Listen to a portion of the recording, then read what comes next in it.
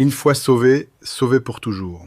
On va être honnête, ce slogan rassure beaucoup de gens. Mais il peut aussi endormir des âmes qui, en réalité, ne sont jamais nées de nouveau. Je vais dire quelque chose qui dérange. Beaucoup de personnes assises sur un banc d'église depuis des dizaines d'années ne sont peut-être pas sauvées du tout. Tu penses que, une fois sauvé, sauvé pour toujours, c'est ta carte immunité éternelle? Réveille-toi. Ça pourrait bien être l'un des mensonges les plus dangereux que tu aies avalés. Certains traitent le salut comme une assurance ciel.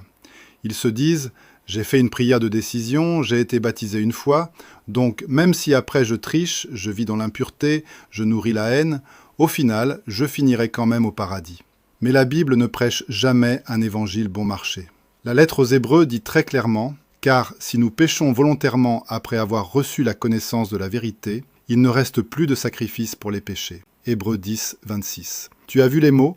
Il ne reste plus de sacrifice pour les péchés.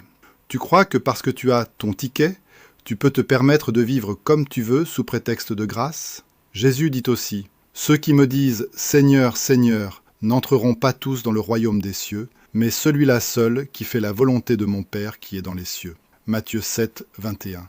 Donc, si ta vie ne change jamais, si tu ne détestes pas le péché, si tu continues à vivre centré sur toi-même, sans obéissance réelle, sans lutte intérieure, alors il est possible que ton salut ne soit qu'une illusion religieuse.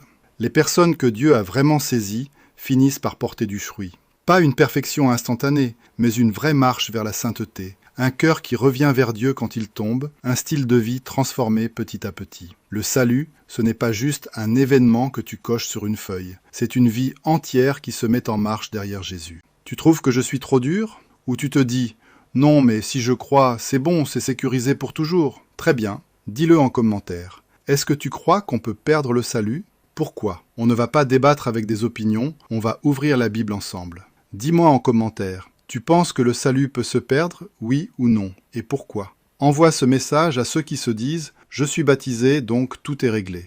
Même si ça les bouscule un peu.